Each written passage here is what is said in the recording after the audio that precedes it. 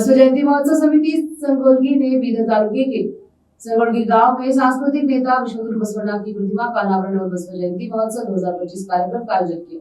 इस कार्यक्रम का उद्घाटन सांसद सागर खंडरे द्वारा किया गया।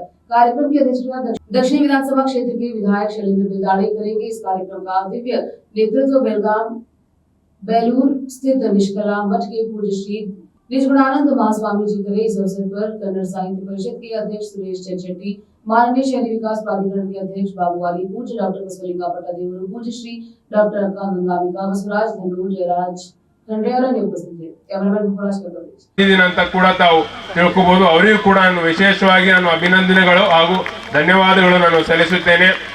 ಇವತ್ತಿನ ದಿವಸ ಎಲ್ಲ ಗುರುಗಳು ಕೂಡ ಇದ್ದಾರೆ, ಅದಕ್ಕೆ ನಾನು ಜಾಸ್ತಿ ಮಾತಾಡಕ್ಕೆ ಹೋಗೋದಿಲ್ಲ, ಬರೀ ಎರಡೆರಡು ಮಾತಾಡ್ತೀನಿ।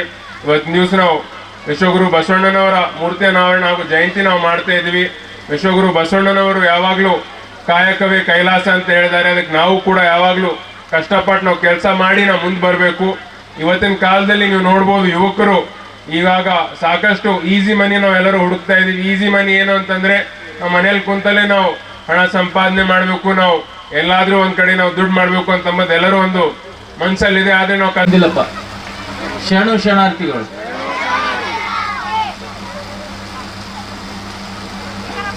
ಈಗ ಸಮಯ ಸಾಕಷ್ಟಾಗಿದೆ, ಸಾಕಷ್ಟು ಪೂಜ್ಯರು ತಮ್ಮೆಲ್ಲರೂ ಉದ್ದೇಶಿಸಿ ಮಾತಾಡೋರಿದ್ದಾರೆ, ಪ್ರವಚನ ಕೂಡ ಹೇಳಿದ್ರು। ಅವ್ರ ಮಾತನ್ನು ತಾವೆಲ್ಲ ದಯವಿಟ್ಟು ಕೇಳಬೇಕಂತ ನಾನು ಸವಿಯ ಪ್ರಾರ್ಥನೆ ಮಾಡ್ತೀನಿ। ಯಾಕಂದರೆ ವಿಶ್ವಗುರು ಬಸವಣ್ಣವರ ಭಾಳ ದಿನದ ಕನಸಿತ್ತಂತ ನಮ್ಮ ಸುರೇಶ್ ಚಂದ್ರಶೆಟ್ಟಿ ಅವ್ರು ಹೇಳ್ತಾ ಇದ್ರು। ಭಾಳ ದಿನದ ಕನಸಿತ್ತು, ಈ ಗ್ರಾಮದಲ್ಲಿ ಒಂದು ಬಸವ ಮಂಟಪ ಆಗಬೇಕು, ಬಸವ ಮೂರ್ತಿ ಅನಾವರಣ ಆಗ್ಬೇಕಂತ। ಆ ಭಗವಂತನ ಬಸವಣ್ಣವರ ಇಚ್ಛೆ ಇತ್ತೇನೋ, ನೀವೆಲ್ಲರೂ ನನ್ನ ಶಾಸಕ ಮಾಡಿದ್ಮೇಲೆ ಇವತ್ತಿನ ಉದ್ಘಾಟನಾ ಅವರ ಮೂರ್ತಿ ಬಹಳ ಜನರಿಗೆ ಪ್ರಶ್ನೆ ಇರ್ತದೆ,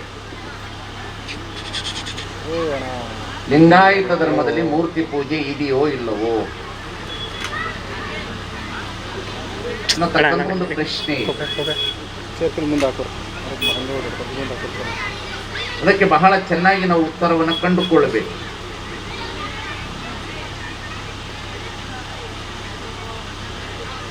ಒಂದು ದೇಶದ ನಾಗರಿಕತೆಯನ್ನು ನಾವು ಹುಡುಕೋದಾದರೆ,